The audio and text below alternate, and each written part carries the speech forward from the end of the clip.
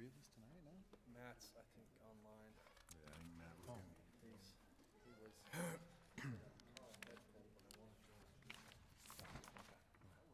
Yeah, I told him, go for it. Yeah, don't be bringing that and sharing it. Yeah, in this case, sharing is not caring. Yeah, I got kids that bring enough of that stuff home from Right. school. You know, college is sometimes the worst. My kid's bringing home stuff from the OATC in Weber State. I'm like, dudes, stop it. Yeah, it's, I can't stay home. I gotta go. I'm not saying anything. Yeah, no kidding.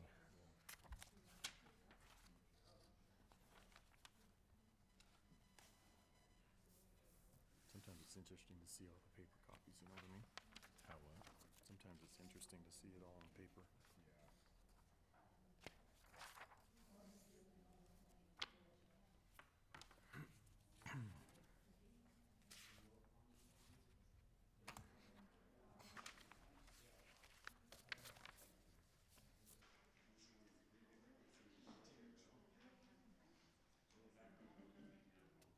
All right, well, Josh, you wanna do the pledge?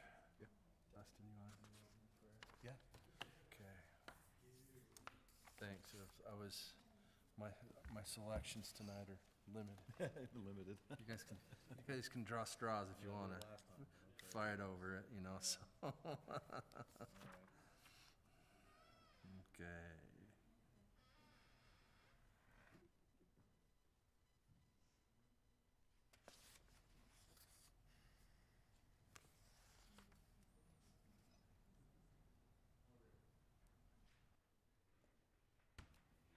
All right, all set.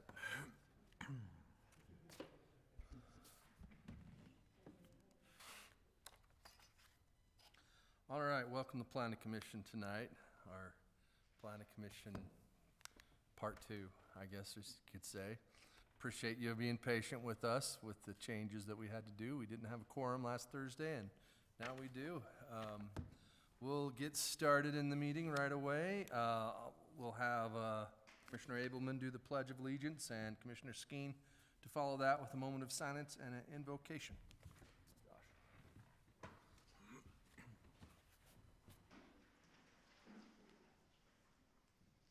Pledge allegiance To the flag of the United States of America and to the republic for which it stands, one nation, under God, indivisible, with liberty and justice for all.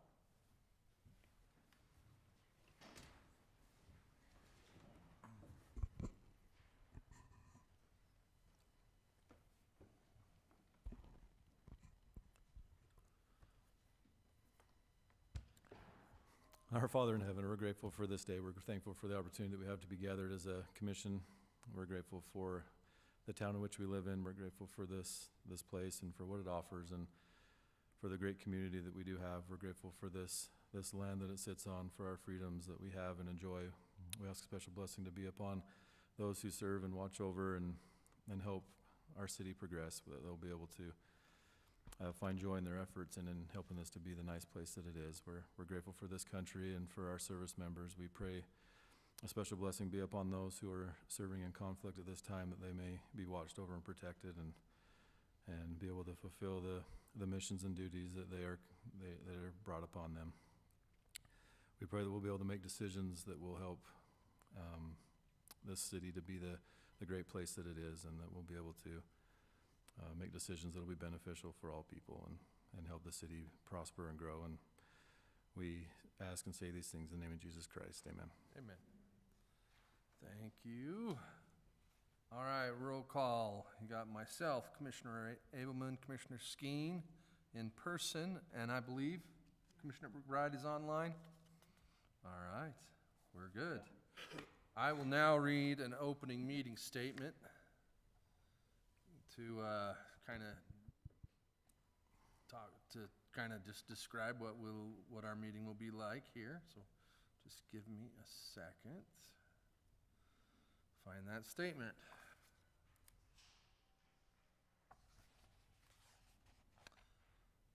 So all those attending should have signed in. The sign-in sheet is in the back by the door there.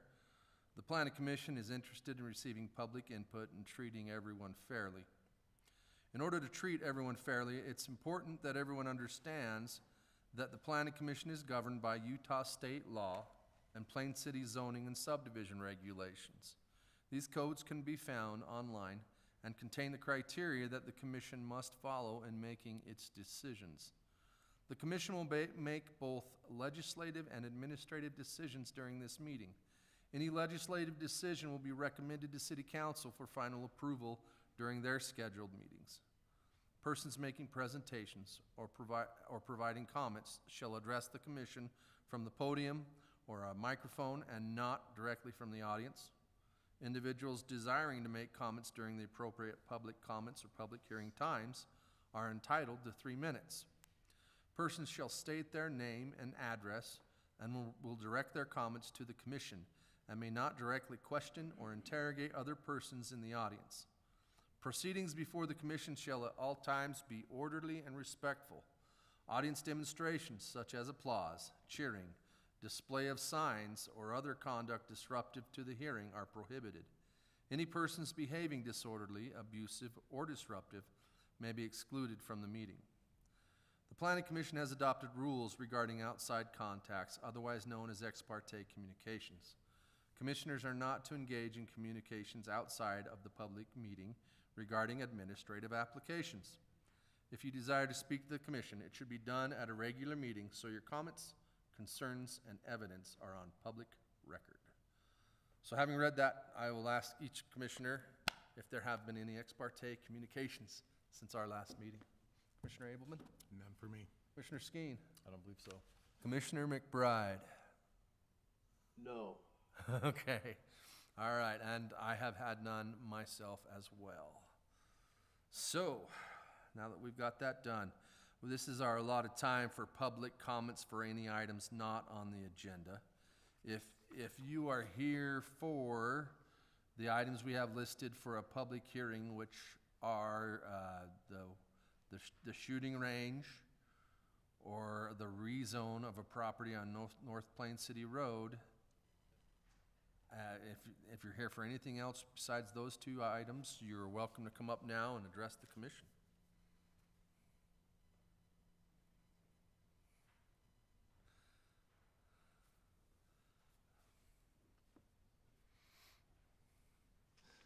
My name's Eric Thompson. I live at 4205 West, 2200 North. My question or my comments are concerning the ADU and the lack of definition on the size of unit. There used to be a size, but then it was removed. I guess my questions come, since the city removed it, do we fall back on the county's size, or do we go and put a size in? You know, I mean, because now at this point, somebody can, you know, go build to the maximum size that their field or lot or whatever allows them to do with the setbacks. You know, so somebody can have a giant, a mansion behind a teeny little house. The second question, or the second thing I'd like to see addressed, is the definition of the word subordinate. It's there, but in all of the city's language and everything, there is no definition as to what subordinate means. Neighbor John had a whole list of everything, had some legal cases as to what subordinate would define, but he's not here to make those comments. And then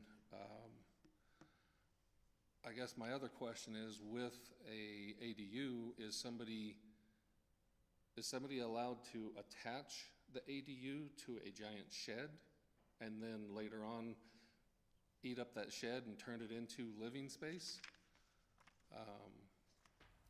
And then I guess my final tidbit that I'd like to see concerned is a little bit more on the lighting. When I first moved out here almost 30 years ago, I could walk out, literally out into my front yard, and I could see the stars. I could kind of do that now in my backyard just because there's not as much light back there. But right now, with people's Christmas light or holiday lights up all night long, between those and extremely bright house lights, you can't see it. I mean, I realize we're not going to ever be able to be a dark sky community, but we could strive to minimize the light pollution. That's all I had. Thank you. Thanks, appreciate it, Mr. Thompson. John Leonardi did send me an email. I'll forward this to the commission, to the rest of the commission. So, about his description, as well as, I think our building inspector also did some research about what it means to be subordinate as well. And we are going to probably end up opening the ordinance. We won't be doing it tonight, unfortunately, but we will start opening that DADU ordinance and maybe look at what we would like to do. And, you know, maybe down the road, this might take a while, but I would like to start a dark sky ordinance too. We've talked about that before. We have discussed it Yeah. before. So. Good points. Appreciate it. Anybody else? Okay. We will move on. Approval of the minutes for February 12th, 2026.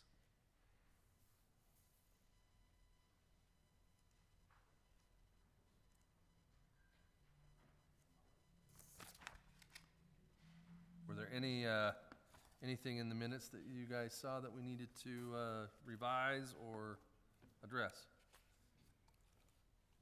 I personally did not Okay. see anything. They were good as far as I'm concerned. I will entertain a motion. I'll make a motion to approve the minutes for February 12th, 2026. Got a motion? Do I have a second? Second. Okay, motion and a second. All in favor? Aye. Aye. Hi. I heard it, Matt, so that's, the motion appears unanimous. Do I need to make a motion on the work meeting as well?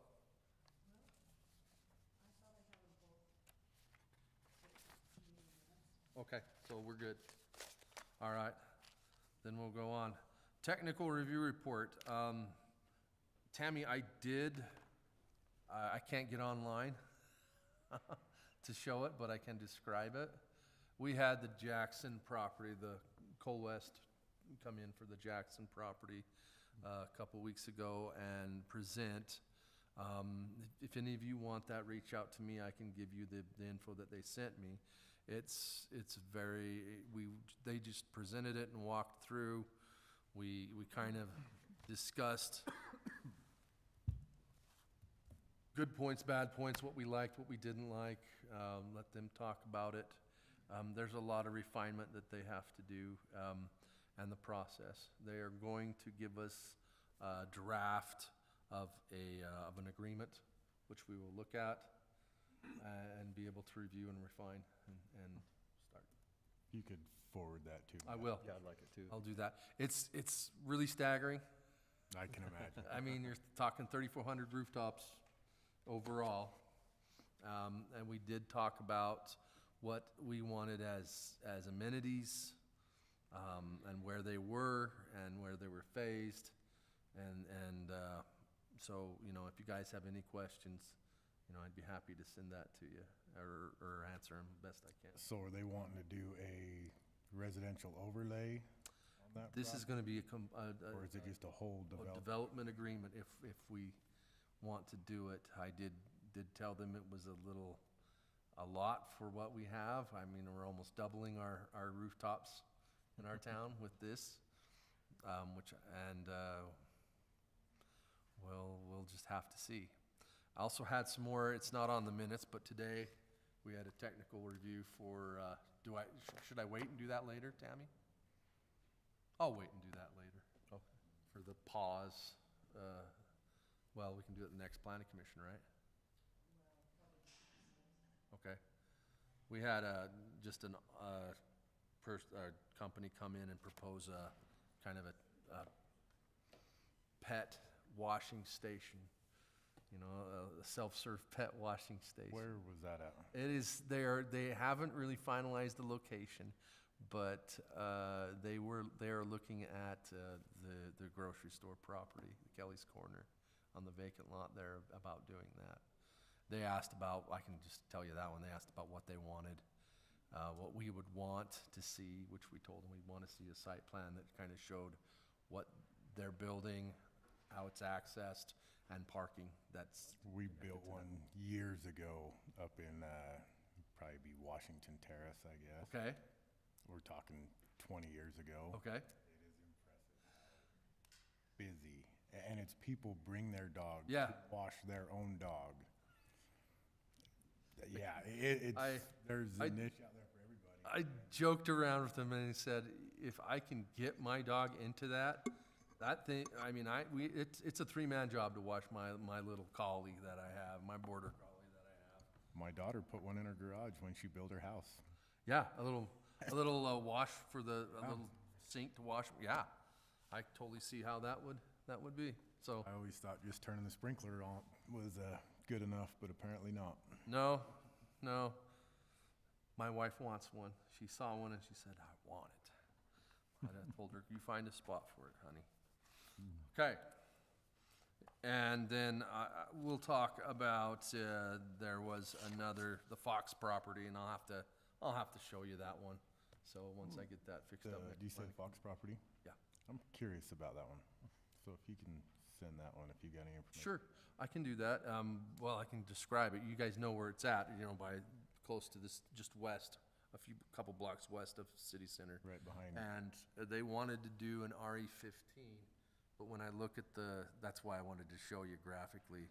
But when I look at the future land use in the general plan, you can only go as far as an 18.5. Yeah. And that was the biggest concern associated with it. And, you know, yeah, Dustin, about right there. So right in, I'd say, right in here, thereabouts. It's hard to see because there's 43, was it 4350 comes and bends, and it's where it angles is where, yeah. down there. Mm-hmm. And our future land use plan, I mean, we've all complained about it, and I complained about it today too. It's just not very clear where the streets are. It's How hard to hard tell. would it be to add roads to it and just color code it? Yeah, like it is on the general, or the current zoning plan. Yeah.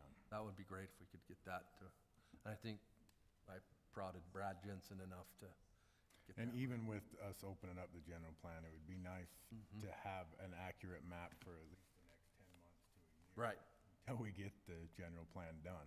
you know, that's not a bad idea. It Or at can't least be, overlay the streets with this. yeah, Yeah, I think that tough. I might be, well, I'd rather have Brad do it. It takes some doing. Hold you liable about how accurate you are. Yeah. Okay. Anyway, that's kind of what happened last time and today. So, now we will go into a public hearing for a rezone of a property located at approximately 4700 to 5100 west and 2700 to 3100 north. And this is going from an A2 to a C3. And this is for a shooting range, Western Basin Land and Livestock is the owner. So I will entertain a motion to go into public hearing. I'll make a motion to open a public hearing for the rezone of the property located at approximately 4700 to 5100 west and 2700, 3100 north from A2 to C3. Okay, a motion. Do I have a second? Second? All in favor? Aye. Aye. All right, any, motion is unanimous. We will now move into a public hearing for this shooting range. And if you have something to say about it, the time is yours. Like I mentioned in the opening statement, you have 3 minutes. So, step on up.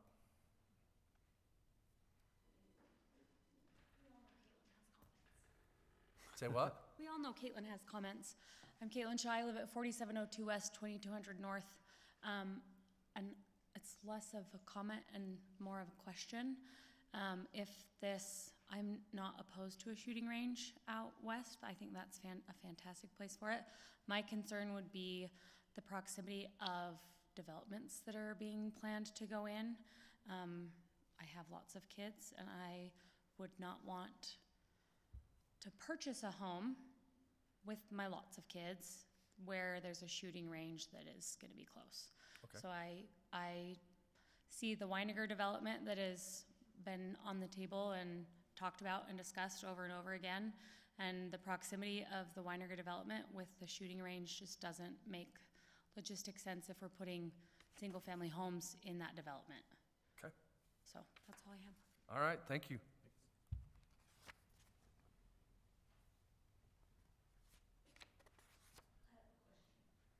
that going to be a building?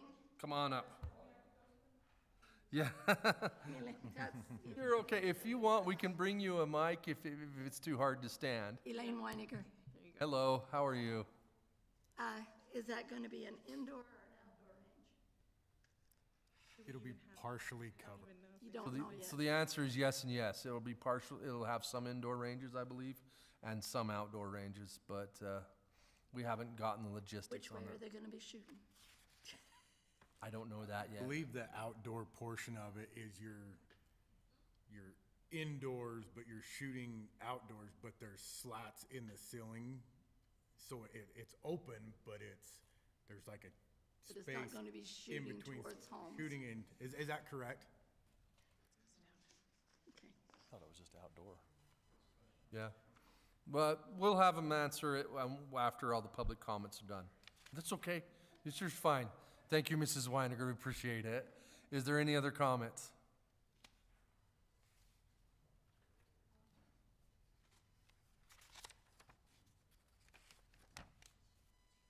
Did you want my name? Cammie Marriott. Hi. Need my address. 2655 West 2000 North. Anyway, I represent the property owner.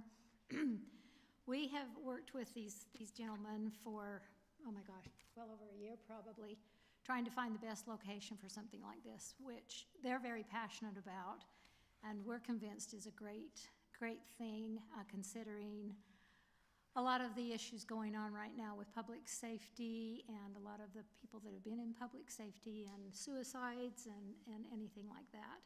Looking at the location out there, we feel like is good property that we have, and we're willing to contribute to this project. Because of the proximity, the property that we own around it, we plan on doing no residential development. It's going to just be open. It is next to the sewer treatment ponds and the landfill, and from what I understand, possibly a park if the development goes through too. So this is all north of that. I think these gentlemen will address, the logistics as far as it being bermed and stuff like that. Okay. And the safety of that, but I just wanted to respond that, we've looked at several locations, feel like this is a great location, a great thing for Plain City. And these are great people, and they're very passionate about what they're doing, and if it was me trying to do a project like this, I would've gave up a long time ago, because I don't have the fight in me that they do to try to do something good. So I just wanted to add that. Thank you. Thank you. Any other comments? And I got a correspondence from Amy Ross Kelly. I'm assuming that's your daughter, right? Yes, I probably said a lot of what she was going to say. It did. I'm gonna reference just that email and reiterate what she said, but she did send that out to us, so I've got it here. All right. If there are no further public comments, is there any comments online? Okay, I don't see. Okay, I will entertain a motion that we close the public hearing.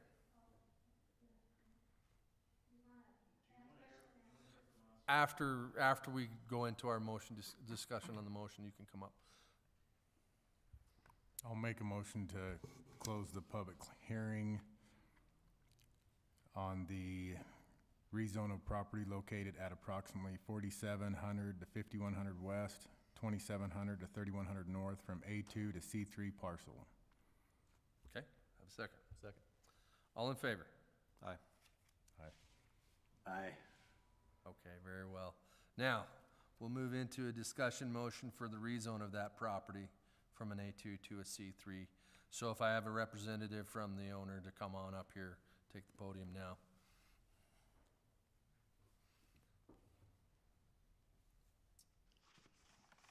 My name is Jared Yates, and I'm on the board of directors for the Battle Forge Foundation. Okay? And if I could, maybe I could just try to paint a little bigger picture. We talk a lot about shooting range, but there's more to it than that. And so this is not just a shooting range. The shooting range is a central and integral part of what we're planning to do there. Excuse me, but this will also serve as our headquarters. We're going to have some education areas that will be open to younger people, some areas for group. These are buildings, of course, but for group therapy sessions, and even some exercise. But to tell you just a little bit about Battle Forged, we're a nonprofit, a 501c3,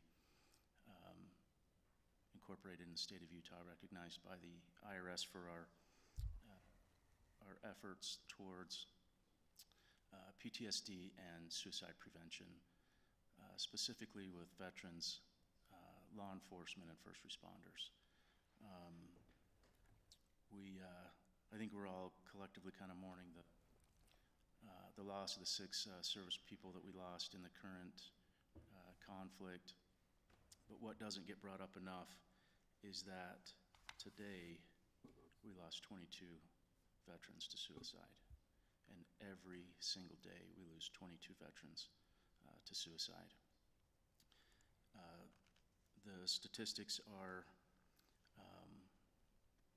not quite as clear on law enforcement and first responders, but we know that it is a serious problem.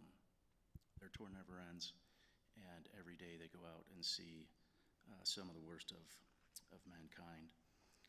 We held a very successful, well-attended event this weekend at Hill Air Force Base. Among the presenters were one of the Davis County Commissioners, the Mayor of Layton, Ogden City Chief of Police, executive from Grunt Style Foundation, part of the clothing line, and I didn't see a single presenter that didn't become emotional talking about the close friends and family members that they've lost to suicide. And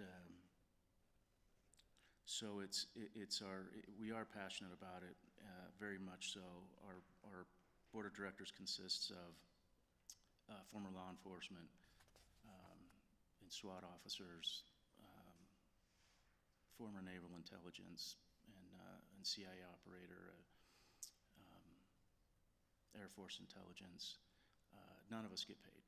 This is not a for-profit project.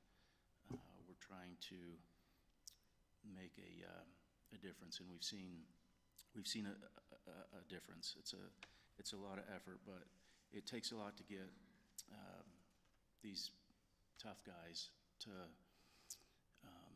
accept help or open up a little bit, and they only do it where they're comfortable doing it. And for whatever reason, veterans and law enforcement are comfortable shooting. It's hard to get somebody to go to an event that's about suicide prevention, but they'll go out and shoot, or they'll come and help, and then we kind of get them in the side door. So that's a little bit about us. I think it's important that you know who we are, because if you do, you'll know that safety is of paramount importance to us. Our business is saving lives, not harming or taking lives. So maybe I could address some of the specifics of the property. As you know, it's 50.5 acres, of which we will be on 26 acres, and that will be the west portion of the property. I know it's, sound is a concern. If I lived nearby, that would be a concern to me, so maybe I could address some of the measures that we would take there. Having a roof over the top actually exacerbates sound. If you've ever shot at a range where there's a metal roof, it really makes it worse, to be honest. But we, several members of our board have been involved in building numerous ranges, including some very large ones that are for the government to use. And we also have a consultant that we've been working with who has given us some good information regarding how to mitigate that sound. And the best way to do it, especially where we are, is with earthen berms to bring in dirt, put all around it. It both absorbs and then it directs the noise upward. I've lived near the range in Fruit Heights, and you can hear it. It doesn't seem to bother people, but you can hear it. But that's largely because the sound hits the mountain and that rock wall, and then it comes right back out towards the homes. But both that range and the Bountiful range were built before there were homes up there, and folks still decided to build and stay. So we think it'll be a benefit to the community. It will be a public facility. We'll be using it for our purposes, and there will be some times where it's closed for law enforcement training, but it definitely is something that will serve the public. As far as the location goes, as Cammie mentioned, we've looked at a lot of places, and first and foremost, we're just extremely grateful for their generosity in being willing to help us with this land. But being next to the landfill, there's heavy equipment, quite a lot of noise there already, and of course with the septic ponds. I personally wouldn't want to build a house next to that. I don't think too many other people would too, but it doesn't bother us. I think it helps to make sure that we're never going to be surrounded by homes, especially where two sides are city facilities. Finally, it's not lost on us that we're asking you to maybe go a little outside of your comfort zone and rezone this without a general plan amendment. We think it's a very worthy cause. I've developed property, never asked a city to do that, and I wouldn't, but we really find, especially with 22 suicides a day, I can't tell you the number of lives that have been touched just in the past 6 months with our involvement in our event. I'm not going to say we've saved lives, but we may have, and so we do feel like time is of the essence, and we would really appreciate you being willing to do that. Most developers I know would understand that their for-profit job needs to go through a general plan amendment, but this is not one of those. So, any Okay. questions for me? Well, there was one question from one of the citizens about what direction East. you would be shooting. So you'd be shooting eastward. Okay. Is there any way that could be adjusted to where instead of shooting east towards the town, could you shoot north where it's? We would love to. I think the power company is going to have a issue with that. There's big power lines. Right Okay. there. How are you We would planning? prefer that, but How are you planning on containing the projectiles in the shooting range? there's actually, this is Josh, he's our attorney.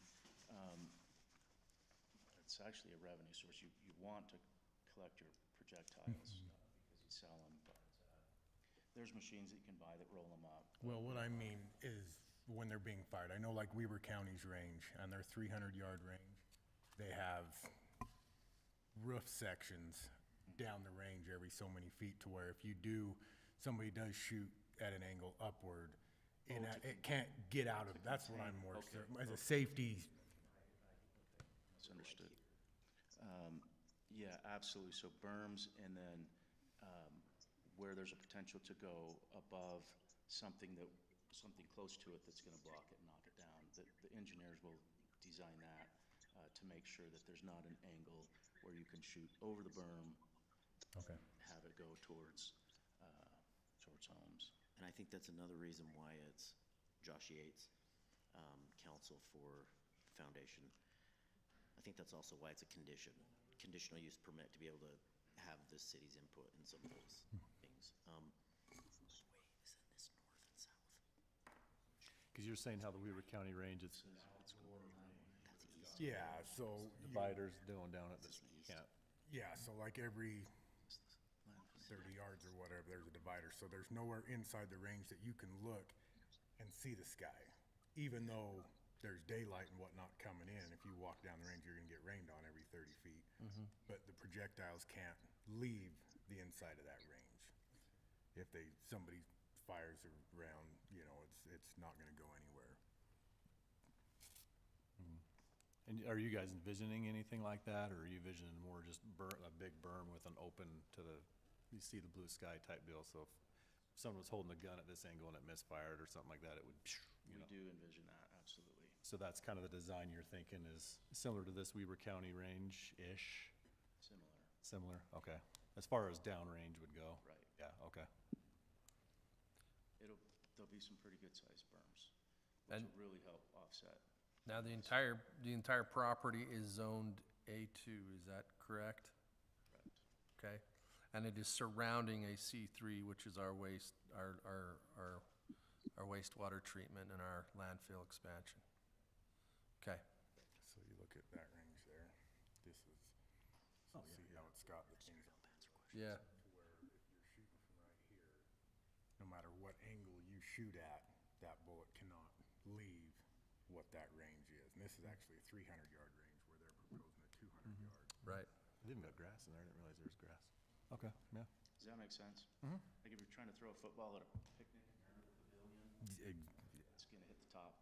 Right, yep, okay, Before yeah. okay. I didn't realize that was part of the design feature. I was under the impression last time it was just kind of an open pit, area with nothing like No, that in it's- place, but it's got all that design, okay. And that's something that if this does go through, that we can require Right. for the conditional use that it does have. Another question I have, I know that property is 50 acres, a little bit more than that. And you guys are planning on using, did you say 26 acres of that? What's the plan for the other? That would be a question for Cammie.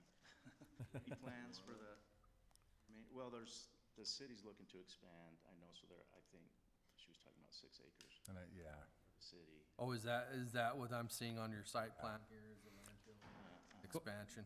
so I guess the reason for my question is if I was to vote to approve this, the only reason that I would vote to approve this, number one, is because of your guys' organization. And number two, that area right there in our general plan is deemed to be parks, open space, recreation. Well, I would look at what you guys are doing as recreation. So if we rezone the entire 50 acres as C3, you guys use 26 acres, there's nothing stopping the rest of it from being commercial. Does that make sense? We would want to protect the city that, to where we don't, there's a reason why that's designated green space, open space, and we'd want to protect the city that we're not going to end up having an extra Well, I 20 think part acres of part of it commercial was out there. to coincide with what's already there, the part that was gonna be donated. Does that make sense? So beyond the 26 acres, there was another portion that would match up with that, and then beyond that, I don't know, she might wanna speak to that. Do you want 30 acres to be zoned C3? Do you? I can't answer that right now. Okay. But I know we're not looking to do any residential development or anything like that. We looked at our drawings. There's a lot of conditions of commercial. Are we asking to rezone all 50 acres or just the 26 acres? Sorry, I'm coming in on this. The application's for all 50. Yeah, the parcel, if we do a rezone, we can't rezone a parcel. So we would have to subdivide, kind of like with the Weiniger property, that parcel would have to be split prior to the rezone. And that way, only the 26 acres for the shooting range would be rezoned to commercial, and the rest would be left A1 until future, whatever you guys decide to do with it. That- Any other questions? I have some, Jared.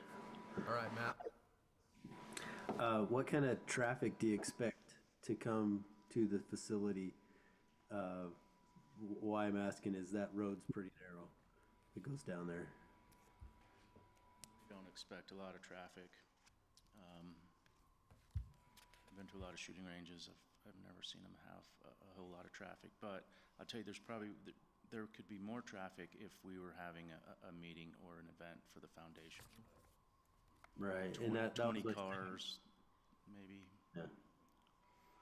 And it, That relates to my second question, is how many facilities, like enclosed facilities, do you expect for these group meetings? Are you gonna have a site plan to help us understand that a little bit of how many buildings there are and what will be there? Yep.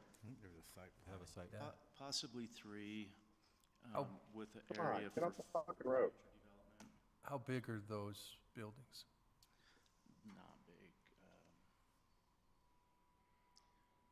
Looks like they're, 40 Looks by pretty big. 60. Can I show them this? Yeah, Yeah. have that.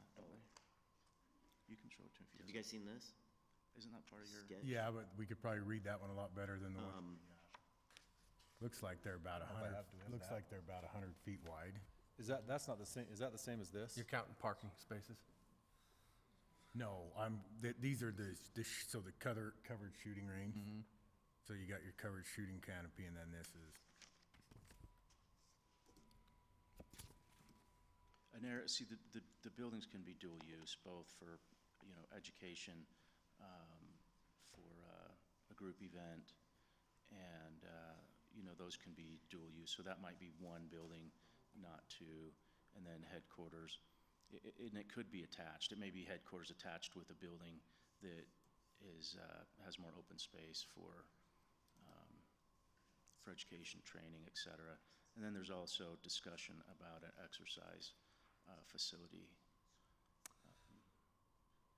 So there's been, maybe I shouldn't mention this, but there's some interest in, there's a need for a building to be constructed for law enforcement training that has hallways, 90-degree stairways, and so there's that's nothing I would be committing to, but there's talk of that in the future, so.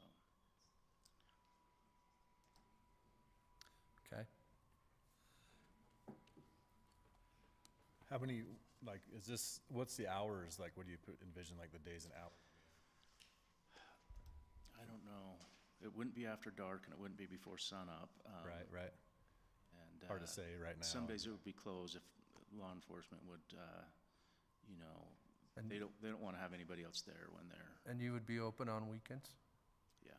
Okay. That's when most of us can shoot. Sure. Yeah, I can run it, yeah. That's when I do my shooting. Yeah.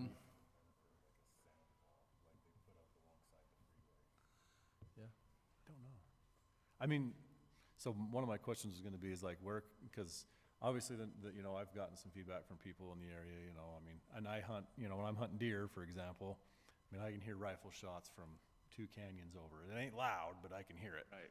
So, I'm just kind of curious how that's gonna be, but I was gonna ask, like, is there a range somewhere other than Bountiful or Fruit Heights that's more in a setting that's gonna be similar to this? But the Weaver County one's exactly what so if I wanted to go sit a block away from the Weaver County range and listen at night when it's quiet and they're shooting, I could get an idea for You can, without berms being there, obviously. Right. you can sit in the parking lot at Weaver County's range, and it's nothing more than, sounds like somebody's banging a hammer. Yeah. It's not, now, when you get them guys that are, got their muzzle brakes on there, it's a little bit louder, it's a big hammer, but it's not like, it's not opening morning of the dove hunt 10 years ago. Right. So, Yeah, it's not even that loud, yeah. yeah, so. Because we can hear those guys shooting out Yeah, shotguns it's out not- west. it's You know, when not- duck You hunt can opens. still hear it, believe Yeah. it or not, from my house. Yeah. Yeah. Which I like this, so, I mean, I'm a huge shooter, so, I mean, I'd use the heck out of the range myself, but, yeah, I'm just trying to, A lot of people are shooting suppressed these days as well. And that's, That's if they can get it's approved. likely to help as well. So this property would be right adjacent to what I see on the future land use as some residential residential property, is that right? kind of, it's in The the south, open space area. And to the south here, though, wouldn't that be? This would be, yeah, and this here, this is off, so this is the, you know, Yeah. the Fox property is right Yeah. here. But this is just, this is split right here, I believe. Okay. So it would be right against this. Okay, so there is a buffer of open space? that Yeah, we- there is. That's what I was noticing too, is Yeah. it's, if you look at this parcel right here, and that little sliver that goes back, Uh-huh. that is the border.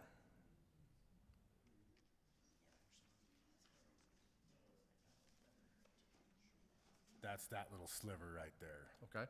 So this here, these three parcels right here, if we look,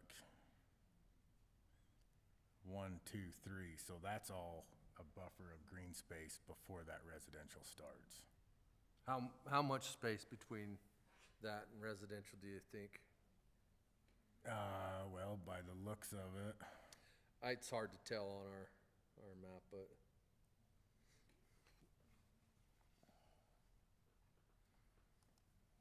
let me open one more screen.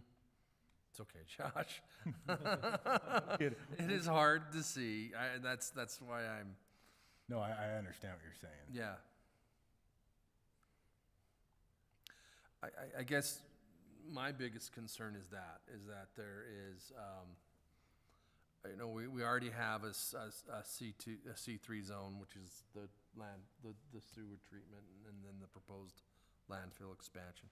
But we're adding to that, and my biggest concern is how close we are getting to what we have on our future land use map as residential lots.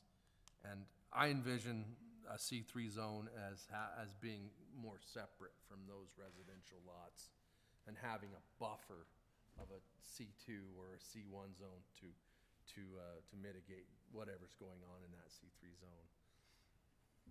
And my thoughts were anyways with this, and I kind of feel bad because we've kind of gone down the C3 route. I've had a few members of the city council reach out to me about this in the past when we were discussing this more, about the thought of maybe leaving it as A2 and just putting a conditional use in the A2 zone. Because there's areas all across that area out there that shooting ranges could go that's in the agricultural zone. And then, once this is rezoned to C3, then it's C3. If the shooting range, by some chance, I don't foresee it happening with the organization and that they have, but if it was to leave at some point, then you've got a big chunk of C3 now. That you've now that opened up. You now opened up, so now you're putting, you know, it's opened up for commercial or even semi-industrial stuff to go in out there next to the residential. We're restricted from selling it Are ya?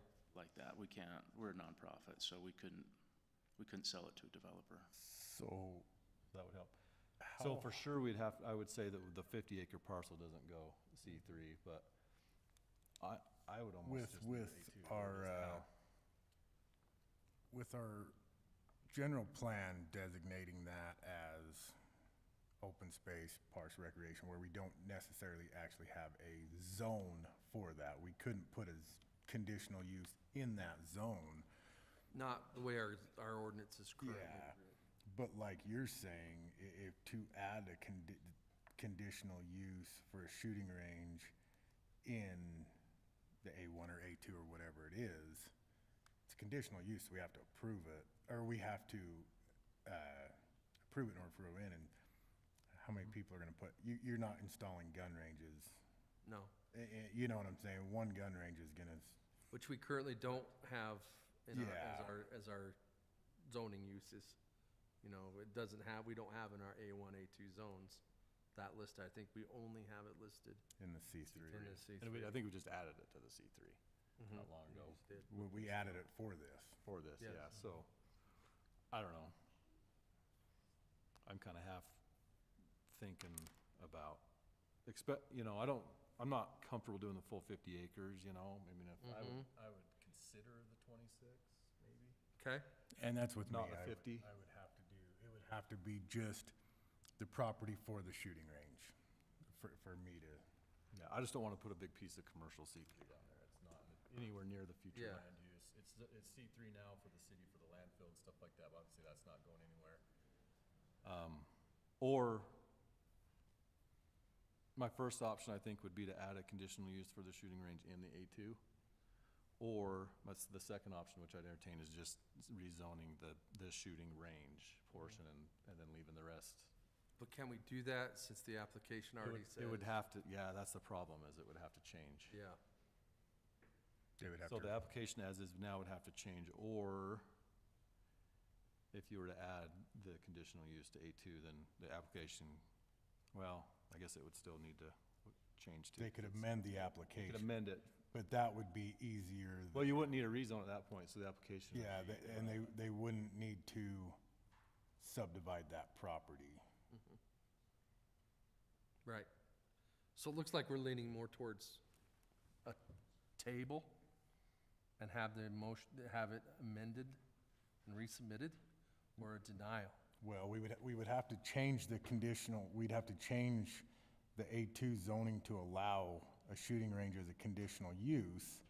And at that point, we would recommend denial of this and then have them reapply as a conditional use for a shooting range in A2 or whatever. Right, Cause this is just to go to A2 to C3. right, and he'd have to redefine it, the extent of it as well. For the Either property- way, they're gonna have to come back with multiple applications. Doing it this way, they're gonna have to come back with a subdivision application to change the property, and then we're gonna have to rezone the 26 acres, and then they're gonna have to come back with a conditional use application, where if we just add a conditional use for a shooting range in A2, then they only have to come back with a conditional use permit, and then it's done. We can't make that motion tonight either. No, we couldn't, no, I don't think so. Yeah. But we would have to add the conditional use, so we could add to the next meeting, or whatever, a conditional use to the A2, we could discuss that, add it if need be. I think it might have to have a public hearing though, right? It would. Can I ask? But you're still saving, we're still saving steps over. Yeah, it's still gonna be easier for you guys. Yeah. Can I ask a couple questions about that? Under the A2, could you do the buildings and the other things in addition to the? If we allow it as a conditional use permit. Absolutely, The yeah. second question is there a reason we didn't go down that road the first time? Because we added that conditional use to the C3. I'm just wondering, we're sort of reinventing the wheel. Yeah. Well, I know when it was discussed to add, so when the motion was made to add shooting ranges to C3, it was mainly because we didn't have anywhere in our ordinances where we allowed shooting ranges, and we decided C3 was gonna be the best. It wasn't necessarily this property, because I know that there was still people on the fence that were, whether or not that would have been the best location for it. Yeah, there was some antiquated language about shooting gallery. Yeah, that's kind of what it was. So we just mainly amended our ordinance and our conditional uses for that. Wasn't really particular to this property. I do get there could be some frustration though, because we kind of went that direction, but in coordination with city council members and everybody else, I'm just trying to prevent, you know, if we do the C3, it's a legislative item, so they still have to approve it. I'm just worried it might bounce a little bit, so I'm just trying to, Okay. based on feedback that I've got, trying to address some issues and concerns that have been brought up.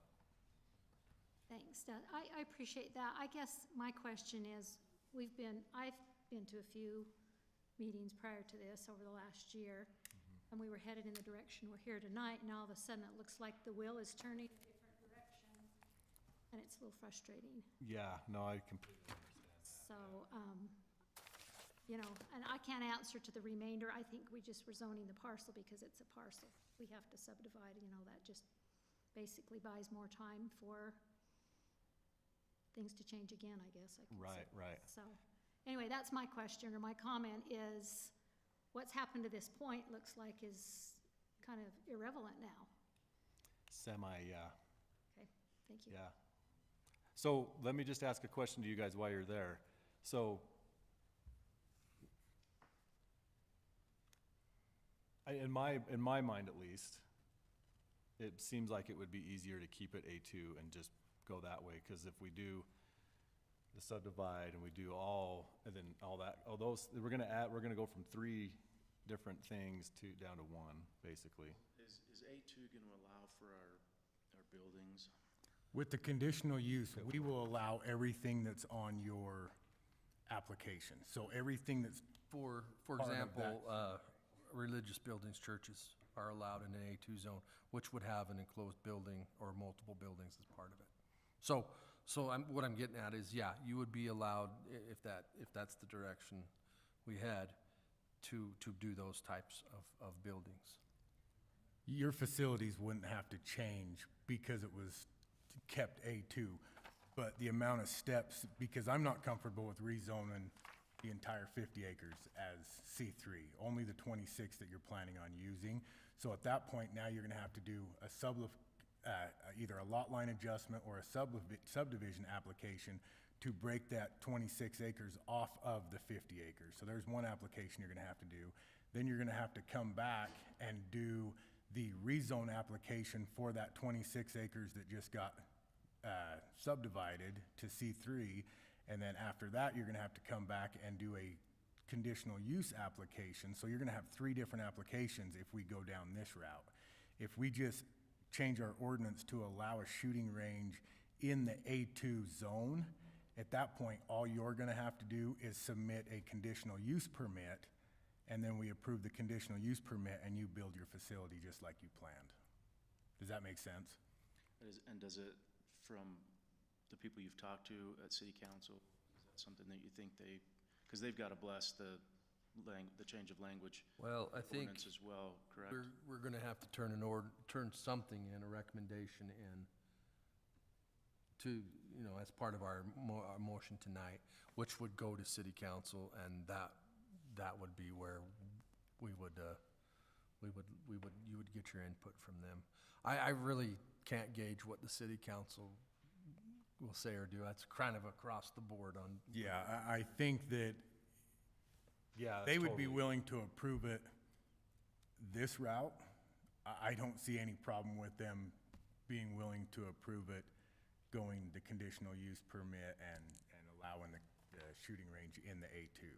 So is amending the language something that can happen quick?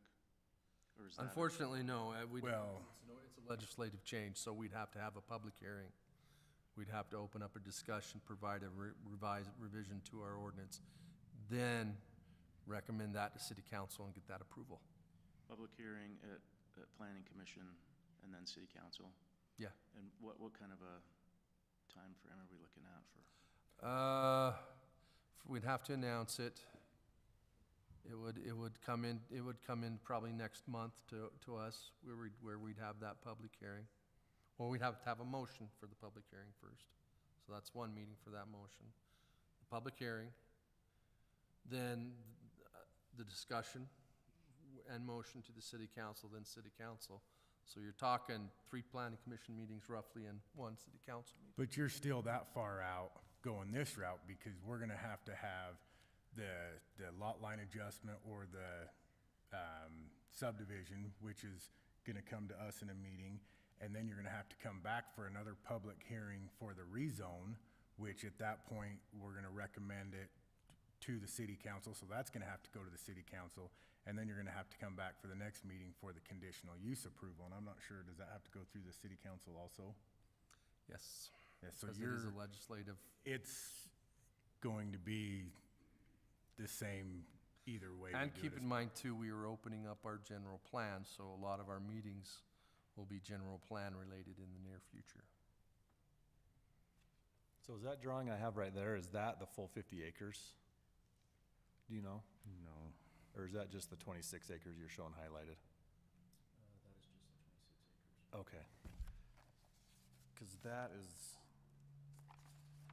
I assumed that was the 50, because it shows, the dotted line around there is a property marker line, isn't it? Yeah, well, I mean, it is a boundary line, that hashed line is what you're A seeing. boundary line, yeah, yeah. Yeah, but, I can't verify it, it is, it's multiple properties though, if you look at it on GeoGizmo. So, yeah, it goes, right. Sorry, Yeah. I have one more question then, Okay. just so we're clear. It sounds like the best method for us to proceed, based on what you guys would recommend to the city council, once it goes through all the other processes, is to trash or to do away with the conditional use in the commercial zone and approach it with a conditional use in the A zone, the ag zone. Yeah, that it's currently, I believe it's currently zoned that too. Okay, so we would be just- no So you wouldn't rezone. have to rezone. So you won't have to rezone, There won't be any rezone, we just, no. Conditional use. then that doesn't affect it, whether it's 26 acres or 50 acres. Correct. Yeah, 'cause 'cause it's the all the same conditional zone. We wouldn't have to use- do a subdivision or lot line. No. Because, yeah, the- Conditional use would just be Or the shooting range 26 only. acres of that property. Okay. So you wouldn't have to subdivide or anything. And that's in the minutes. Okay, thank you. Yeah, honestly, Cammie, I think that I'm on board with what you guys are trying to do. We're just trying to figure out the best way to go about doing it and protect the city, you know what I'm saying? So like I say, and streamline it, because I think allowing a conditional use in the A2, that's going to be a faster, dang sure shouldn't be a slower process than, And we also want to protect the general public, and that's, okay? So let's just think that through real quick. So, just to make sure we don't mess up. So, For the zoning amendment, then we want to deny it. right, for that we would, but for the future, when they come to do this,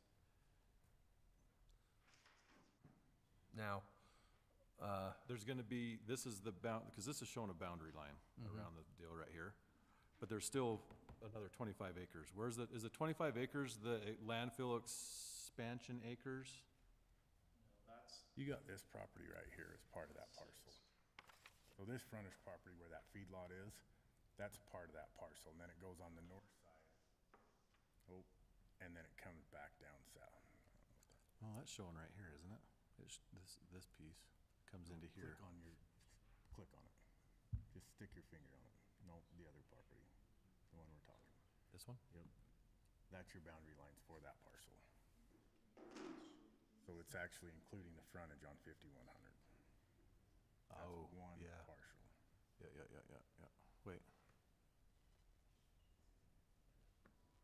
Isn't that No, that's their You feedlot. guys look at the, oh, that's the feed, I was thinking that was city shed. Okay, so, you guys look at the would be- feedlot, look at the plat map on the page before.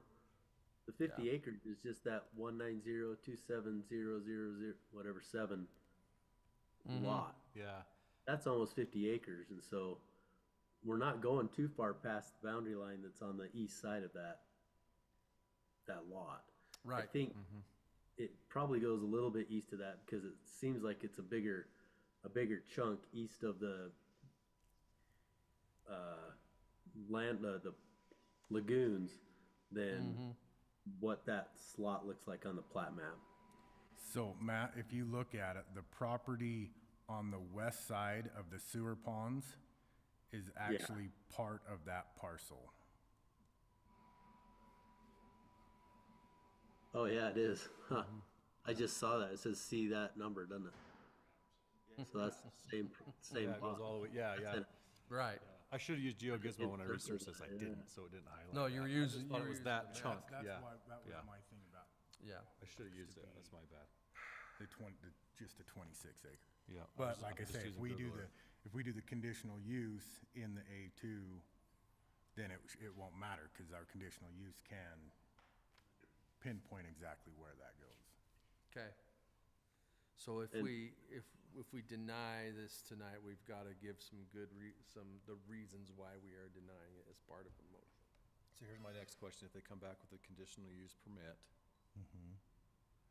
is the permit for the full 50 acres? Nope, it'll just be, It We- would we just can be divide- for the We can 26. divide the 26 off. You can. You can separate a parcel without officially separating the parcel for that use in just the 26 acres. For the conditional use they can, but once they come back, they'd have to subdivide. once they turn the property over. Yeah. But the conditional use permit is going to have a plat application showing us where they're planning on putting the shooting range. So when we approve it, we're approving that plat plan also. So after we approve it, they can't build it here without amending the conditional use permit. All right. So I think if we make a motion to recommend denial to the city council for the rezone based on the plan to amend our A2 to allow shooting ranges as a conditional use permit. Yeah. You're gonna make me say it again, aren't you? Was that your motion? No, it was a question, but Yes. Yes, that's what it is. that sound correct though before I make the That motion? does to me. Okay. Do you have any more questions? Just one, who amends the language? How does that happen? For the, Are you for gonna- the conditional use in that zone, Yeah, we would have to do that here. okay, So the process would be, we would have to open it up for a public hearing because it is a legislative motion. okay, Then we'd have to make the refinement to the ordinance and then make that a motion to revise it. That would go to the city council and they'd do it. They'd approve it or, okay. Can we get on the next agenda for that? well, We can put it on the next agenda to set the public hearing, can't we? yeah.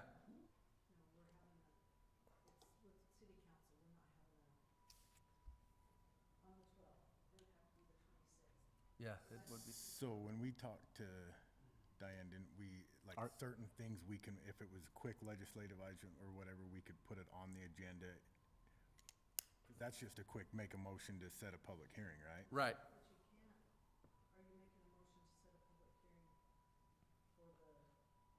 The ordinance. Yeah. Conditional use in it.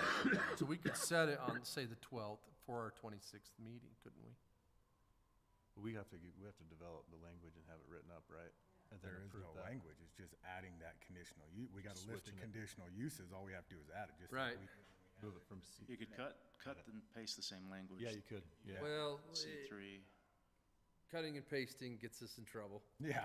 Essentially. So, boilerplate. but we wanna make sure that we look at the consequences for doing that as well. So that's why we need to open it up for discussion with our commission.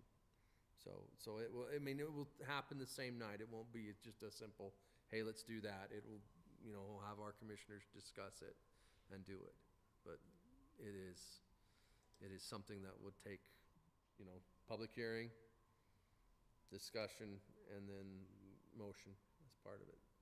And I would like that public hearing opened up, and then if there is comments from the public, to have our opportunity for us to absorb it and discuss it in another meeting.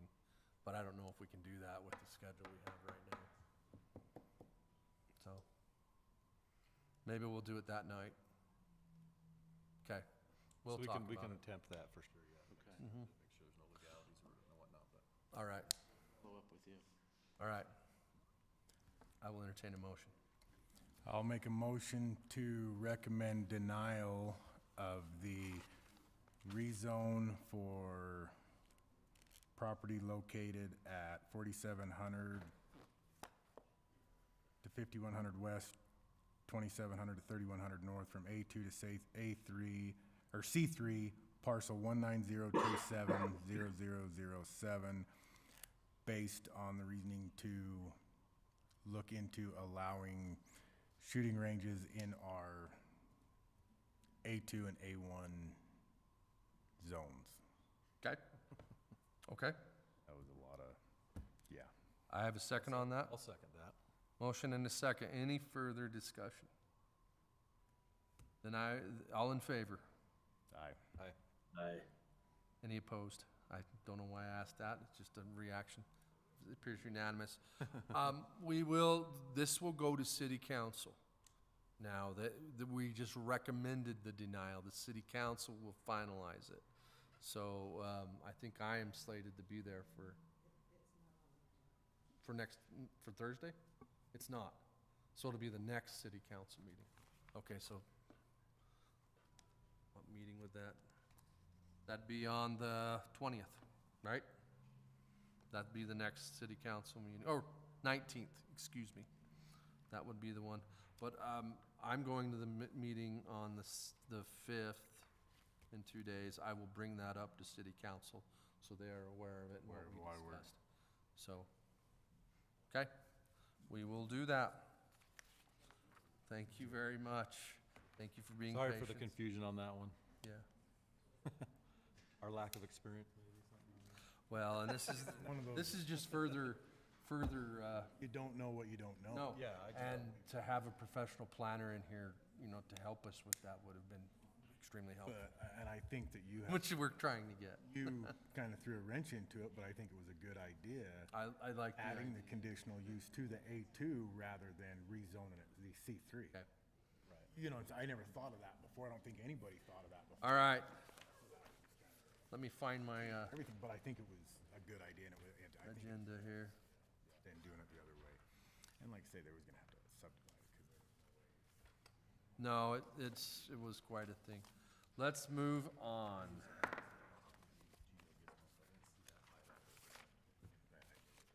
I figured that was the 50. that's why I was so. All right. Now, we have a motion to open up a public hearing for a rezone of the property located at 3000 North Plain City Road, and that's going from an RE20 to an RE18-5. So I will entertain a motion. That's all you. I botched a lot. All right. Yeah, he's motioned out. I'll make a motion to open the public hearing for the rezone property located at approximately 3000 North Plain City Road from RE20 to RE18-5. Okay, have a second? Second. All right. So any of you here tonight, this is rezone of a property, 3000 North Plain City Road, going from an RE20 to an RE15. If you have anything to say about it, please come up.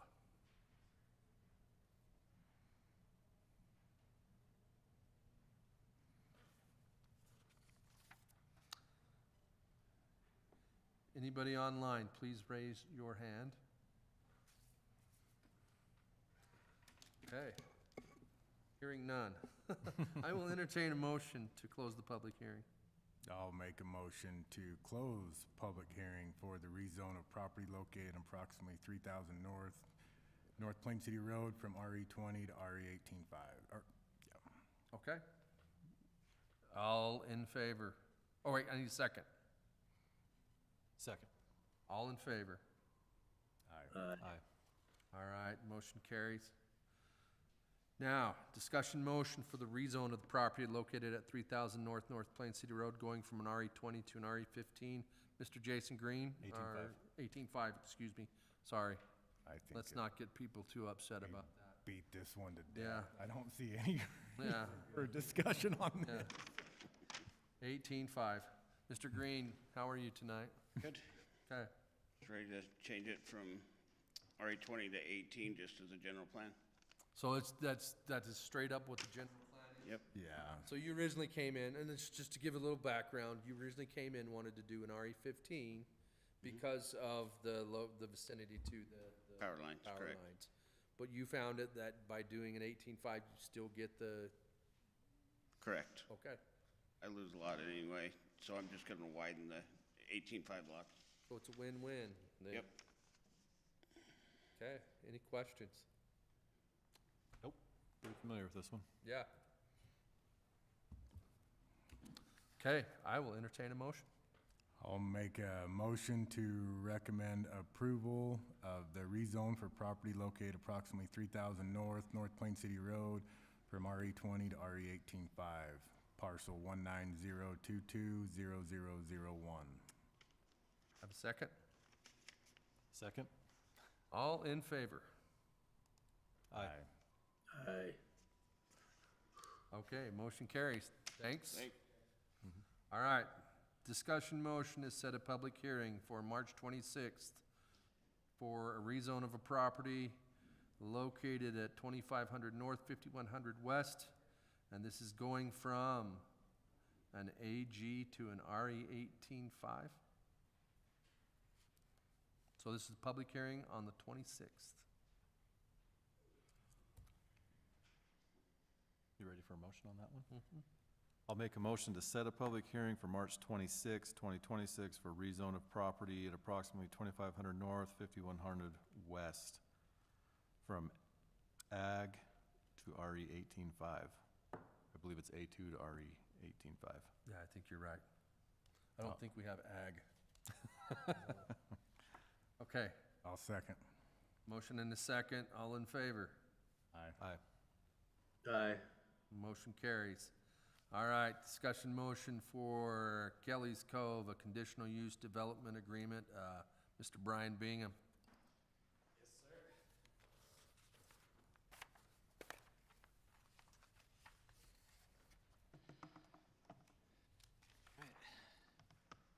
Appreciate y'all taking a look at this again. Sure. As we've submitted our changes in response to what the commission has requested from the last time, that some significant, made some specific changes to your comments. Specifically, we've changed the front driveway setbacks from 20 feet to 25 feet to accommodate the F-250s. Okay.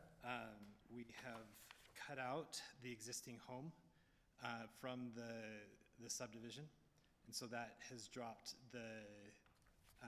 our space because it didn't, as you all rightly pointed out, didn't fit with the architectural standards that would be required under the senior housing overlay. So that dropped us from 3.56 acres to 3.13 acres, and according to the code, we have also reduced the number of requested lots from 20 to 18 to be able to fit within the maximum density of senior housing overlay. And we also, as you'll see in the amended conditional use permit application, put in the development agreement as requested and added the open space diagram as well, demonstrating the percentage of open space that it fits within it exceeds the requirement in the senior housing overlay. Well, this is quite a change from the last time. Yeah, hopefully it feels like we're kind of coming down on to the specifics from the request from the commission, and we were ready to move forward at this point. You also have a lot of more space between your plats and the surrounding homes. How are you treating that? Is it just green space? Are you putting a lawn there, or? Yeah, so Okay. it'll be, where it's green will be. Okay, is that in the agreement? Does it mention that somewhere and I miss it, or? I'm sorry if I'm confusing. The green space is actually green lawn? Okay, that's what it is. Sorry, is that what your question is? No, I don't know that we have it in the development agreement right now specifically laid out that green space is lawn. Okay, But that is the intended use of that. and those 6 lots to the south, there are no structure, you don't show structures on them. Those aren't going to be. No, those are just lot lines. So those aren't going to be connected, they will meet our standard. Perfect. Yeah, Okay. there will be the setbacks between those houses. These guys right here. Okay, thank you. I just wanted to clarify that. Yeah. Okay. Sorry, my colleague Jake is online, and he clarified that in the development agreement, we have it as landscaped. Okay. The green The is green space, landscape. yeah, the green's landscape. Okay, I missed that as I read it. Appreciate that. Sorry, I kind of jumped in and asked questions. No, Oh, you're good. No, I just want to say I appreciate you responding to the public comments. I like this layout a lot better, you know, what I'm seeing here, than before, and I appreciate that. Comments on that or from other commissioners? I still, honestly, I'm gonna have a hard time voting to approve it. Okay. Based on location and the feedback that we got from the residents. So I think the location, I just don't agree with the location on it, and I have a hard time Okay. voting to approve that, so.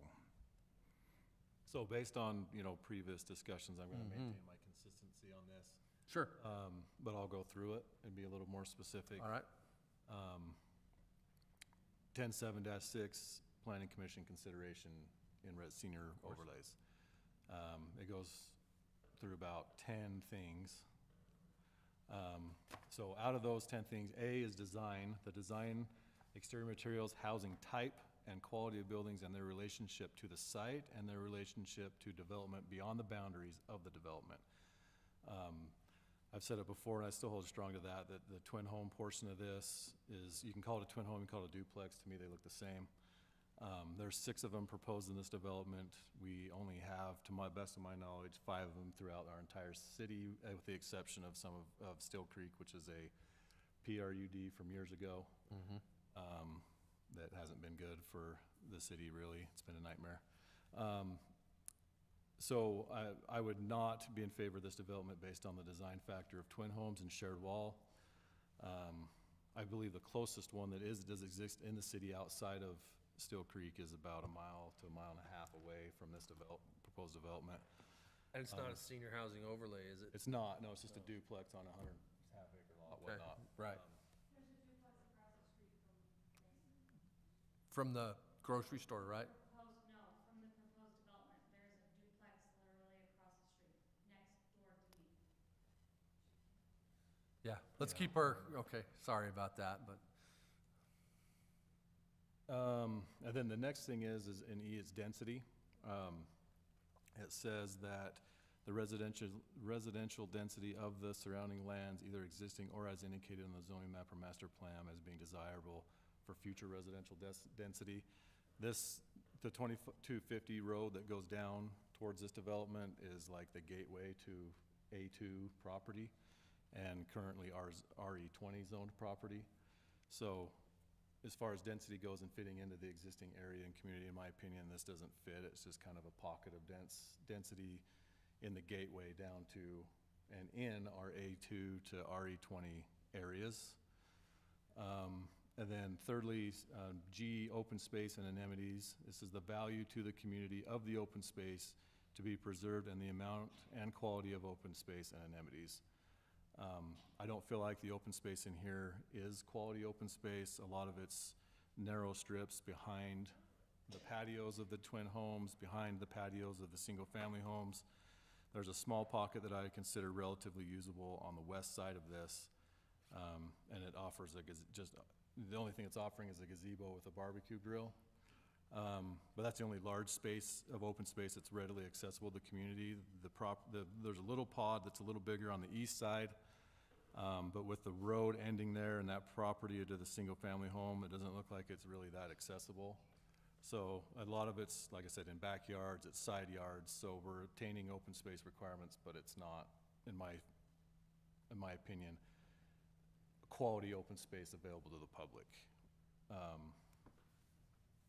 And thirdly, as far as the overlay goes, the development is isolated with no connectivity to sidewalks or walking trails, or similar.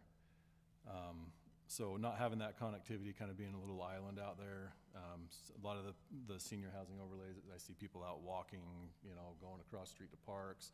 Having certain amenities close by them is a beneficial thing for me. I don't feel like this development has that either. So for those reasons, I'm not in favor of the conditional use for the senior overlay in this location. Okay. All right. Matt, any comments? I had some similar questions about the connectivity and sidewalks, and if they had any recommendations on how they would, to fix that. So, and the open space does seem a bit small, but other than that, I didn't have any other comments. Okay. All right. So, this is a legislative motion. We can either table, approve, deny. Excuse me, this is Jake, the applicant. Can I address some of the concerns or questions that were brought up by chance? Sure. So, really appreciate the thought out review and, opinions shared on the matter.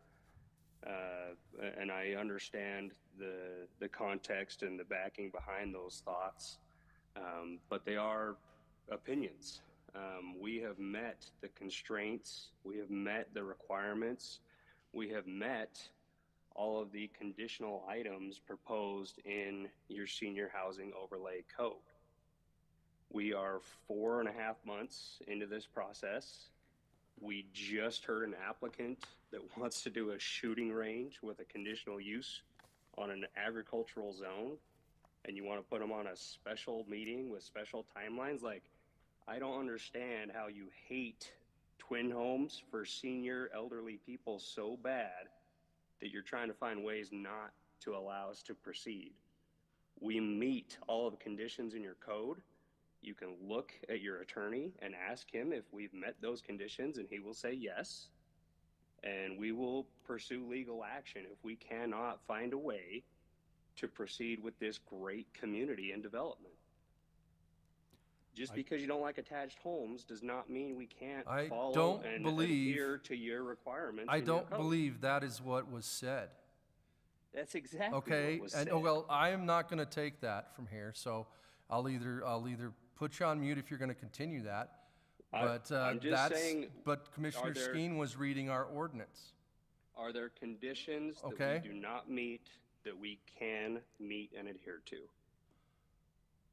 I just read out the things that I felt like weren't in compliance with the ordinance as it reads. I read it right out of the ordinance. So if you wanted to come back and with remedies to all of those concerns, and this is just me talking, this isn't everybody else, this is just my opinion on the matter, according to the ordinance. So, I mean, I guess if there was contingent, or, what's the word?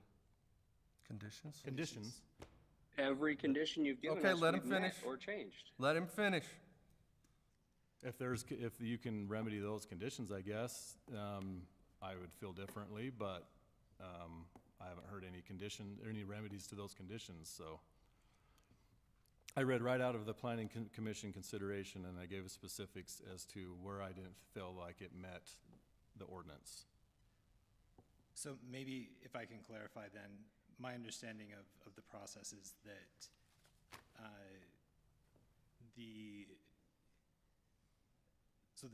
if the specifics here, for example, if we're going to say that you don't feel like the twin homes fit with the design of the neighborhood. Is that my understanding? Yeah, the ordinance reads, the design, exterior materials, the housing type, and quality of buildings, and their relationship to the site, and their relationship to development beyond the boundaries of this development. Right. So then the condition that you would impose would be that we would not have twin homes in this development. Right. Is that correct? Mm-hmm. And If I can clarify, a twin home is a single family home. It's a single family home, but it's a shared wall home. It's not. That's still a single family home. I don't think it matters. So then There's townhomes are single family. Anything that's residential is a single family. and then your other concern was that it feels like this is a gateway, that this road is a gateway to A2, and that the density doesn't fit with that. The future land use and current zoning, yeah. Is there a density that a conditional density that you would allow? Specifically?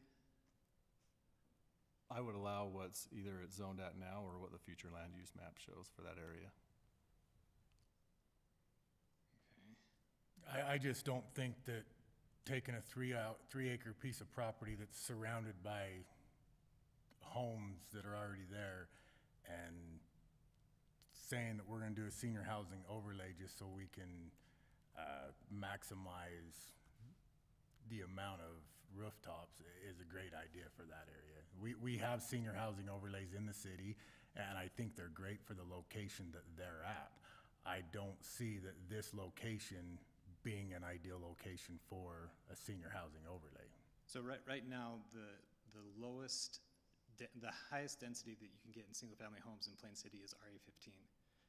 And so throughout, anywhere in Plain City, wherever you put a senior housing overlay that allows for 6 units per acre is going to be surrounded by the same density that this one is surrounded by as well.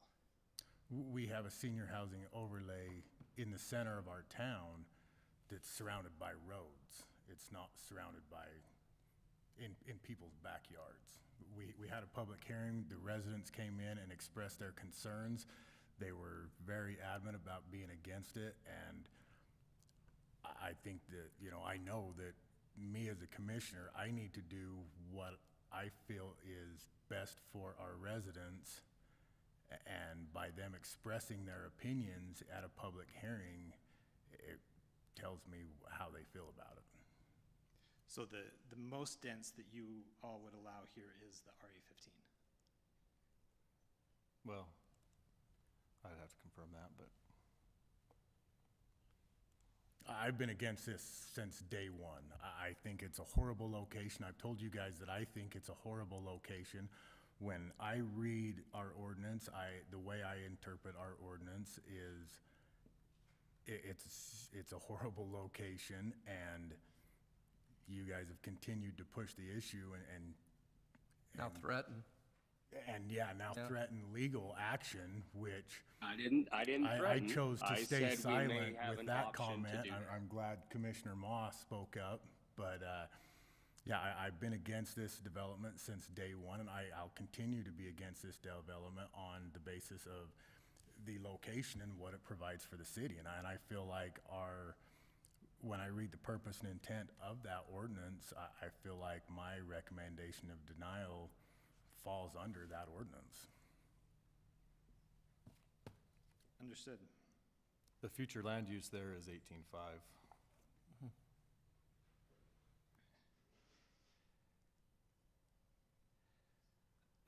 The next condition was no quality open space. Could you be more specific on what would need to be met there? I don't know exactly what the specifics are. I mean, if I was just to give some easy examples, maybe like we have one of our overlays right now is across from Town Square. There's commercial amenities right there. There's parks, there's sidewalks and encompassing that whole neighborhood. So the connectivity to the community, the ability to move around, to use the parks across the street, to have family gatherings over there, something like it's just a good fit for the area. We have another one that's going in that's close to a health center, same thing, it's got miles of sidewalk and connectivity with it. So it's not necessarily the open space of the proposed development itself, it's more the connectivity or the open space or amenities of the development itself, it's more the connectivity to city infrastructure and roads and. Some of that, yeah. I mean, one of them has a pickleball court, it's got a clubhouse. I was gonna say, is Brindley So Acres they can the have, center? they can have family parties, all that kind of stuff, like a clubhouse, pickleball courts, all the sidewalks, walking paths, like all that stuff, it just makes sense for the community. And this one's just kind of tough. It's like my feel on this one, it feels like we're just trying to find open space to meet the ordinance, not quality open space that's going to be, like, has a vast beneficial use to the community, like the ordinance asks for. So I just don't feel like we're getting that out of this open I space. agree. I look at this development and I compare it to the other senior housing overlay developments that we currently have in the city. And what I see is we're trying to maximize density, not quality of life, you know, and even when, you know, we wanted to include, or you guys wanted to include the existing house as part of the senior housing overlay, not because we wanted that house to be a senior housing unit, but so we could include the property, so you could increase density even more. Fair, and we took that point and But took it out. there's Increase the density accordingly. there's I see no amenities in that development that are going to benefit not only the residents of that development, but the surrounding residents in that development. It's, all I see is we're trying to maximize density in a small piece of ground. And that's, like I say, I think the location's horrible, and I'm gonna have a hard time voting to approve it, so. Okay. Well, your feedback is understood. I will chat with my partner and Well, go Brian, from there. let's see what they decide to do as a commission. True. Yeah, that's the next thing I was going to say, but yes. Okay. So I will entertain a motion. And I will just say make one more comment. You're fine. Can I do that? Absolutely. You know, I sense your frustration with it, but I mean, I've been consistent on this since day one, since this was a concept. And we had a whole bunch of other meetings about conditional uses and all that kind of stuff, and it has to relate to the ordinance, so I tried to spell it out more specifically as it relates to the ordinance instead of just a blanket cover. And all of us up here we're making all of our motions off of opinions, but the opinions are based on the fact that we're the land use authority in the city, that we represent the people of Plain City. My opinions don't reflect my personal opinion solely. It reflects the land use of Plain City and the people that live in it. So that's where it comes from. It's not, but it's at the end of the day, it's all of our opinions based on the facts that we have, that we gather. And how we interpret the And how we ordinance. interpret them. No, Between the yeah. ordinances and then the uses and how how these land uses blend into our city. So that's kind of where it, you know, the motion and the opinions come from, right? So. Understood. And I think, And I I respect think that. I that- apologize, got a little feisty. sorry, did you hear what Jake said? Yeah, I got it, yeah. I appreciate problem. that. And, you know, from our side, obviously, we're businessmen and want to create a good product, not just maximize our profits, and have been, hopefully you've seen, trying to incorporate your feedback to the extent that we can. It sounds like we're reaching an impasse where we feel that this would be a good added benefit to the community. But we'll take your conditions. I'll talk with that you will all now vote on. I'll talk with Jake and see if there's any changes that we can make to this project to make it feel more amenable to fit with those conditions. Perfect, thank you. Okay.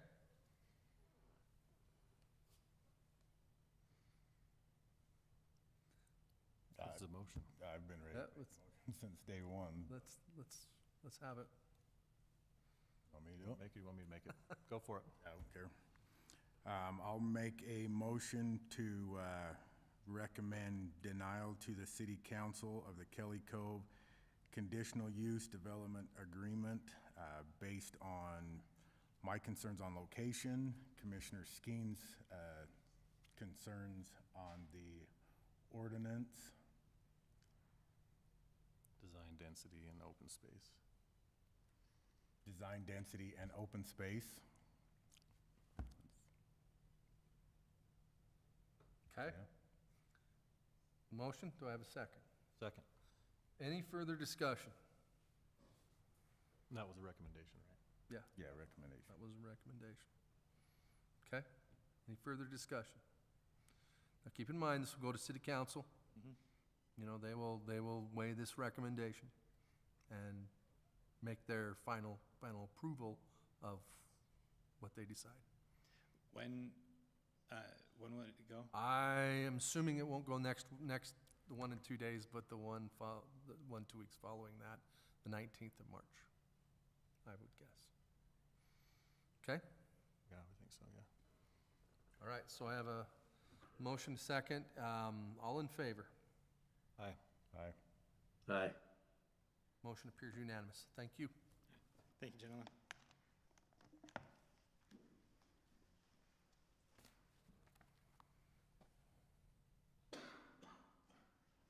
Okay. Now, we have, the set motion, discussion motion to set a public hearing for a conditional use at 3650 West North Plain City Road for the Church of Jesus Christ of Latter-day Saints. I'll make a motion to set a public hearing on March 26, 2026 for a conditional use at 3650 West North Plain City Road, the Church of Jesus Christ of Latter-day Saints. Okay, have a second. Second. All in favor? Aye. I'm recusing myself. Thank you, Matt, Yeah. appreciate that. What did Okay. you say? He's recusing himself. Oh, gotcha. I believe Matt, I designed the building, so yeah, I he did figure the I put it. structural on the building. Oh, okay. Okay. So we need your vote then. You want to make sure and note that down, right? Okay, that's just fine. Then I have two votes for aye and a recusal, that's still good? No, Do I, that 2 votes, do I need to vote? I think you need to vote. Okay, then I vote aye as well for a public hearing, I'm fine with it. Okay, and I am not involved in this one, so, okay. Now we have administrative items, a discussion motion for a new site plan for Brindley Acres Community Clubhouse located at 3410 West, 2900 North. Do I have a representative here? It's either too small or too big.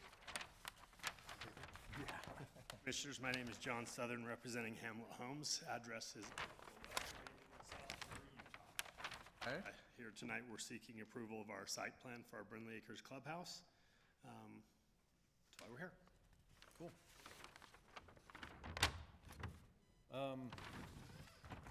Can you kind of give us a brief description, rundown of what this clubhouse looks like? Sure. What its main function is, purposes, what's going to be in it? You bet. Cool. So the clubhouse is designed to be a public gathering area for the homeowners in Brindley Acres. We'll have 41 homeowners. The homes are going to be designed, single level slab on grade homes. They're 15 to 1,700 square feet. And so the clubhouse is designed to just give them a secondary space, should they want to bring their entire family of children and grandchildren to the, it's also designed to have a park area around it, and again, a pickleball court to the north, just to give them also some recreational opportunities. The clubhouse design actually comes from a partnership that we're in with Vestron Communities, which is a 55-plus company based in Ohio. And so we've taken their plan that they recommend for this size of community, and we're planning on using that here as well. So this is something we just came up with. They've been doing this for about 30 years. And so we thought, we'll rely on someone who's been doing it a long time to help us out with this. Gotcha. If you look at I don't know if you got the building plans as well. The clubhouse itself is about 1,100 square feet. How many square feet? About 1,100 total. Okay. It's a large open room, just an open gathering area with a kitchenette on the rear and then restrooms on each side of the kitchenette, fireplace to one side. So really, again, it's designed just as a large common area for bigger gatherings that, again, here in Utah, we have big families. So we want to make sure they have room if they needed to get their entire family together and still have a space. I did, I took it. You did take it? I did. You're worried about the same thing I am? I don't, yeah. Okay. I don't know if so now we're just approving The site, site plan, not the, engineered design of. no. So if I could, Commissioner Ma, after your comment last Tuesday, we chatted, we've engaged an architect to address all the code issues. I very much appreciate that. Yeah. I am an architect. Yes.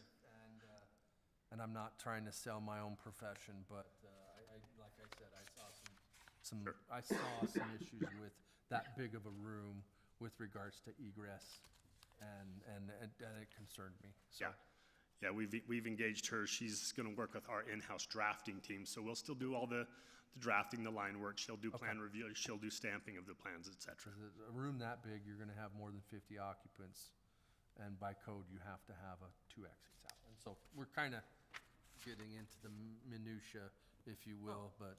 It would still go through plan approval through the building department, which would address all Have that. to go through that, but I appreciate that. Yeah. Okay. Yeah, I think think it's great, yeah. What kind of, materials are you planning?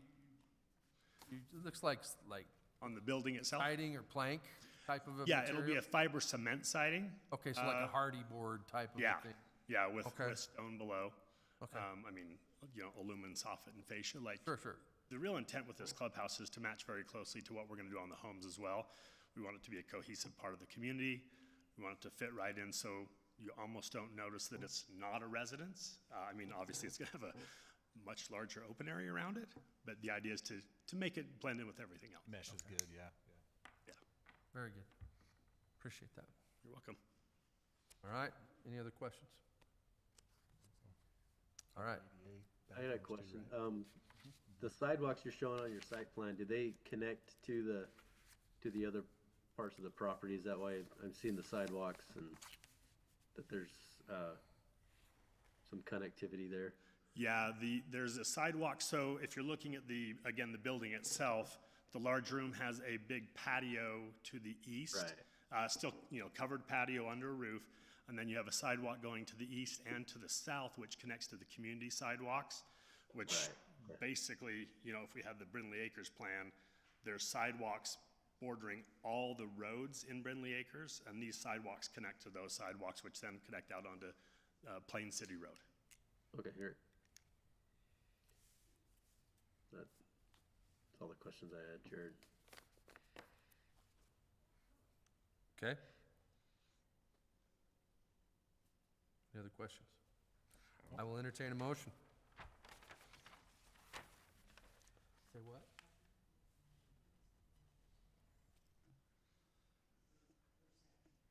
Okay. Matt, are you able to make the motion? But you guys are tired of making motions in there? Tammy says you gotta make a motion, so. All right. Just a second, let me get to the agenda. So I say it right.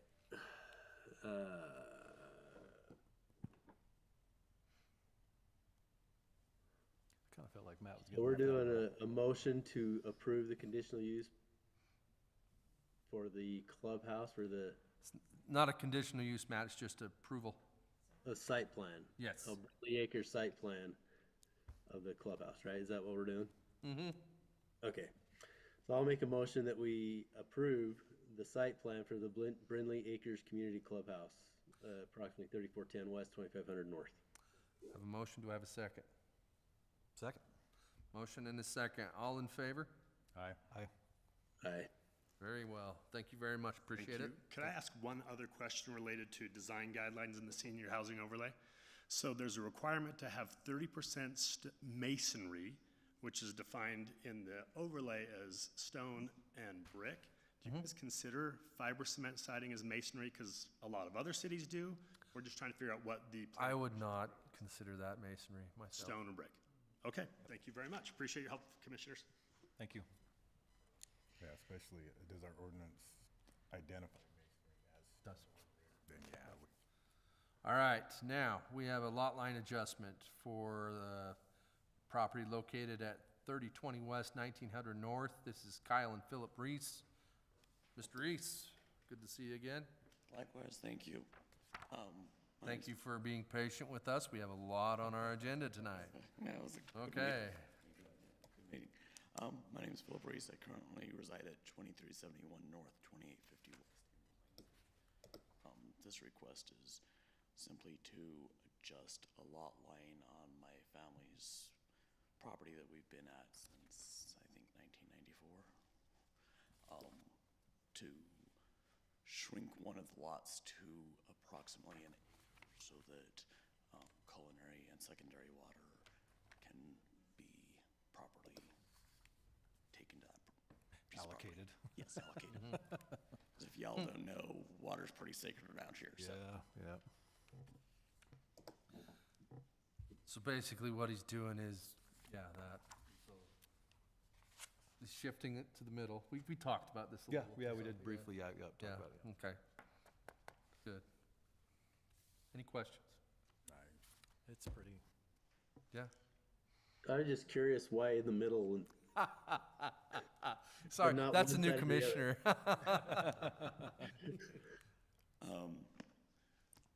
Let's see, all of the reasons. Basically because we needed to be 1 acre of land to have Bonnie Vista provide a will serve letter for culinary, because all of the secondary water shares that we are able to get a hold of currently will only do 1 acre. And we didn't want to be on one side or the other and have property developed around us. So you're not planning on You're putting a doing buffer the in lots there. on both sides, it's just, No, it's It's all- literally, that makes total sense. at least one of you know my folks. And I think you have, None of that is changing until well past.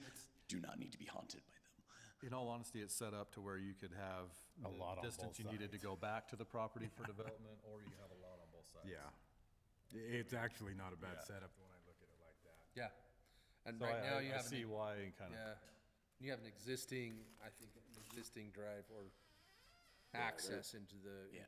property on the east side, I believe it is. Visually, it will line up with all of the existing barns, so the driveway is straight down into the barns. Okay. House will be off to the west, so it all squares up and looks like a proper ranch instead of, And it looks like you got plenty of dirt over there now. no, sadly, probably not quite enough. That conversation. But thanks. it's a work in progress, yeah. Okay. I will entertain a motion. I'll recommend approval of the lot line adjustment at approximately 3020 West, 1900 North, the Kyle and Kylie? Kyle and Philip Reese property. I'll Okay. second. Motion and a second, all in favor? Aye. Any opposed? I will take Matt's as an aye then. Oh, I said aye at the same time. Okay, I didn't hear it. All right, very well, this motion is unanimous, thank you very much. Okay, now, discussion motion for lot line adjustment at 2500 North, 5100 West, parcel 190340001. David Pitcher.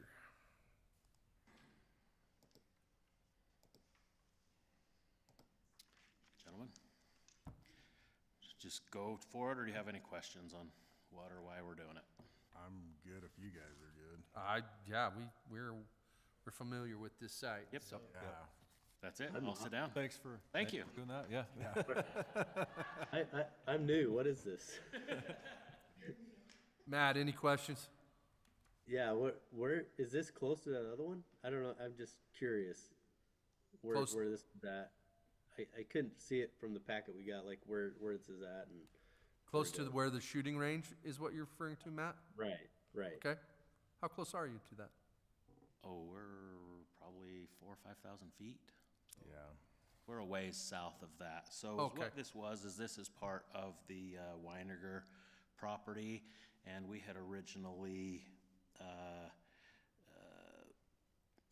the Marriott property didn't get included on that rezone, and we are also aware that the city doesn't do split zoning. And so this is just to create a parcel instead of doing a subdivision. We're just, did a lot line adjustment to get that strip of property that we needed north of what I call the Panhandle, or I guess it's 2500 North. So that, and then we'll be on the agenda for rezoning it Probably not. next, I guess it's on the 26th. Off record. This is part of the previous discussion and motion to set a public hearing for March 26th for the rezone of. Okay. Okay. Thanks. I was just curious where it was. Just give me some background. That's Hey, good to Derek. have some context. Yeah. Okay. Hey, Dan, real quick, is that going to mess with that 66-foot right-of-way for that arterial road going up through there? Or the what? the 66-foot right-of-way where, Dan? Is that part of the right-of-way that goes up to the east, Dave? I'm not Oh, sure. that long narrow strip going to the east? Yes. I can't understand. Yeah.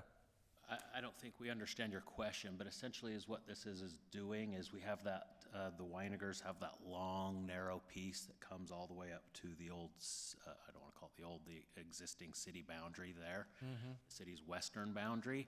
And because that's just such a long, narrow road and it costs a lot to put, build roads and all those improvements, we, in addition to the Weiniger property, we're also buying southern strip of the Marriott or the Western Basin land property so that we can get houses on the north side of that road. So currently there's no 66-foot right-of-way, but when we put our road in, this property is essentially the north side of that road. Okay, that is, because that's one thing that we'll have to look at, because that on our future transportation plan, that is the arterial road that goes up to the east, and it's designated to be a 66-foot right-of-way, so. Are you talking about the right-of-way that goes north and south or east and west, Dan? East and west, it goes up and onto 2500. Yeah, so I think when we looked at the drawings of that development, this was included on the drawings of that development. And I believe that road goes from 2500 and then it goes into the development before tying into 5100.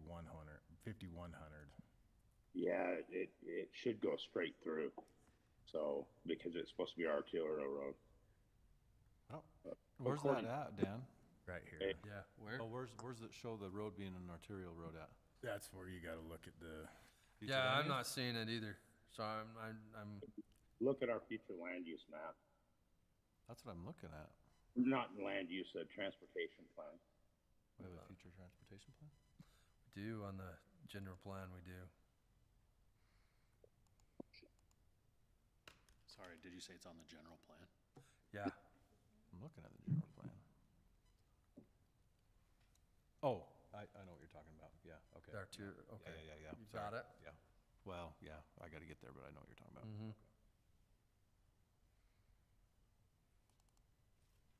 I was trying to find it and open it up.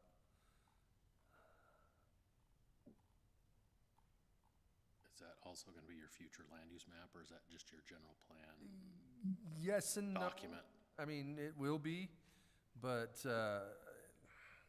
we like to designate as a separate plan, just showing where our major arterial roads are going to be. this shouldn't affect it though, because once we do the lot line adjustment, they still got to, They still have to plan for that. yeah. That is true. Just so you guys are aware of it, that's what. Okay, Yeah, we'll have to make sure the engineer knows. okay. We'll figure that out, have him review it, but assuming what Mr. McBride's saying is true, it's either way, I don't think it. That's Mr. Schuler, by the way. Oh, sorry. I saw the new name tag and you're saying it's a new guy. That's our Public Works. Oh, okay. Okay. All right. But for the lot line adjustment, I don't have any concerns. I don't have any. Okay. I will entertain a motion.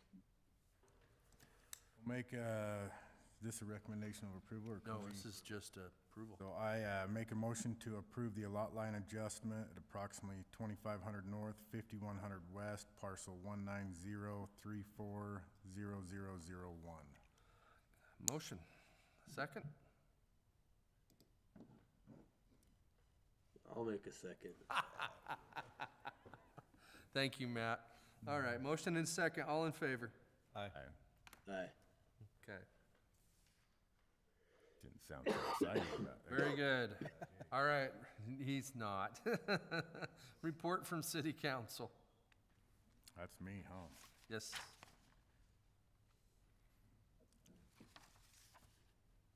So, do you want me to go over everything that the city council went over? Maybe executive summary. Yeah, they granted the Okay. general, or they talked about the general plan, project contract. They approved the bid for the hardware and monitor in the conference room. Approved the conditional final acceptance of West Park Phase 2. the conditional final acceptance of Panunzio Phase 2. They had a final acceptance for the Panunzio Estates Phase 1, final acceptance of Still Creek Village Detention Pond Park, final acceptance of the River Crossing Phase 3, approved the business license and the warrant register, and then they also talked about the general plan meeting with the Planning Commission on March 12th, and they want us to look into the DADU ordinance for the maximum square footage on DADUs. So Yeah. I think we've discussed that quite a few times since then, so, but Yep. that was Great. pretty much everything that All right. they talked about. Commission comments. Start with you, Matt. Any comments? No. Okay. Try not Josh, to talk. anything? I do think we really need to look at identifying the roads on our future land use map I do too. and making it more clear so we don't have to guess where everything's at. I think the future land use plan map should match the current zone. The Exactly. roads on the current zone, just to make it more clear what, and Brad, I actually had a conversation with Brad about that earlier today. Okay. And he agreed, so. Yeah, there's Yeah. no reason it can't look just like that, just a different color. Different colors, yeah, And- okay. But yeah, I know that we're looking into our redoing our general plan, but if we could get that updated to get us through the next 10, 12 months, that Right. would make everything a lot easier. Agreed. Right, Dustin? The only thing I was gonna bring up is, there's been a few people over there by the four-way stop by the elementary school that are kind of sitting on that corner, essentially begging for money or whatever. Oh, I have seen that. So Okay. I've had a few people kind of bring that, I've never witnessed it personally, but a few people have brought that up. I call and ask the city, people will sometimes reach out to you because they're, they know I'm doing city stuff. So, and I was like, I don't know, I couldn't find anything in the ordinances anywhere that has anything that identifies that. I wonder if maybe we should have something that addresses that. That's a good question. Would that be Like considered? proximity to a school. Panhandling? Yeah, Sorry, that's a better word. That's the word I was looking for. Well, I'm just kind of curious, like what would, Or, yeah, like I know certain cities have. Designated areas. Designated areas, you can't be within X amount of distance of a intersection, a school, a park, like things like that, so I'm wondering Well, if we. you see them too selling fruit and roses on those corners. They haven't done it here yet, but you see it like on. You see that sometimes too, yeah, which is great if you forget your anniversary. yeah, Yes, indeed. I've done that, Josh. Location. Yes. that may be something that you could address too, that's slightly different than, I would say, than this particular issue, but, a lot of people just have concerns with kids, there's a lot of kids that travel through there. Yeah, Not knowing who's doing that, what they are, who they are, it's just kind of, the people are concerned. Absolutely. So I looked up in the ordinance, couldn't find anything. So I was gonna propose maybe that's something we could look at. Okay. Just to have in place. As we grow, it may become more of an issue. I can't imagine it's a huge one, but when the Davis corridor comes through and stuff down the road, You'll see that for more. sure probably be more of a deal then, but anyway. That's good I was thought. just asked and approached by probably 5, 6 Good people, so just wanted to bring it I up. never heard that. From my end, I know we talked about the DADUs. We're gonna have the show zone open up to senior housing overlay, kind of open that up, the process. Those are the two that I see that are the immediate ones that we need to take care of. That's a good one to do too, as well as possibly a dark sky ordinance. Yeah, I agree with you on that. I think a dark sky ordinance would. That would be great. I mean, I have a coworker of mine who is commissioner up at Immigration Canyon. Different venue, I totally understand. They found an association that helps write the ordinance for communities, and I could reach out to them. So would a dark sky ordinance, would that include Christmas lights in July? Possibly. I think that'd be a great ordinance. Or a time frame, when they can and And can't. that's it. Yeah. Yeah. Or maybe, the light that my wife put on our front porch that's so bright. I've seen the one that J.D. Anderson's got. Yeah. Jerry Anderson's got. Yes. Mine is almost as bad. I feel like you can see mine from the moon, and I'm like, I can't talked into this, but I did. Other than that, I'm awfully tired, so, Yeah. let's, Call it a night. let's call it a night. So I will entertain a motion to adjourn. I'll make a motion to adjourn. Second. All in favor? Aye. All right, thank you very much. Thanks for staying.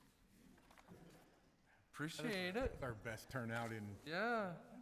I made a mess over here. I have papers all over the place. I was throwing stuff. Got a little wild over there. Yeah, it did, didn't it?